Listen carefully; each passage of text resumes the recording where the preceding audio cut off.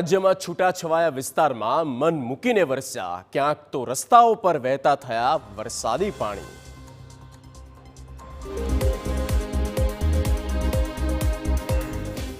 વડોદરાના શિનોરમાં મેઘરાજાએ ધમાકેદાર બેટિંગ કરી. ગણતરીના કલાકોમાં ધોધમાર વરસાદ વરસતા શિનોર પાણી થયું. આપ દ્રશ્યોમાં પણ જોઈ શકો છો કે રસ્તા પર પાણી ભરાવાને કારણે લોકોને ભારે હાલાકી ભોગવવી પડી. તો ગ્રામ્ય પંથક સાથે નાની ભાગોળ, મોટી ભાગોળ, ડભોઈ રોડ સહિતના વિસ્તારમાં ભારે વરસાદ થયો. જ્યારે સેગવા, સિમલી, સાધલી, અવાખલમાં પણ ભારે વરસાદના અહેવાલ છે. વાવણીલાયક વરસાદથી ખેડૂતોમાં ખુશીનો માહોલ છવાયો છે. તો દક્ષિણ ગુજરાતમાં મેઘરાજા વરસતા જોવા મળ્યા. તાપી જિલ્લામાં મન મૂકીને મેઘરાજા વરસ્યા.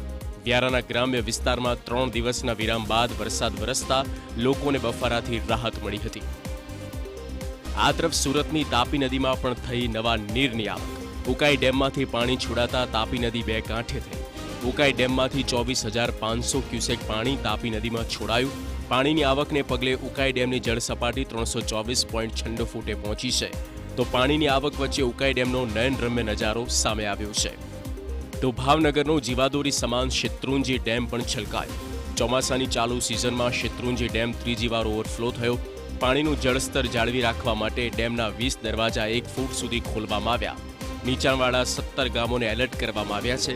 મહત્વનું છે કે હાલ શેત્રુંજી ડેમમાં 1800 ક્યુસેક પાણીની આવક થઈ રહી છે.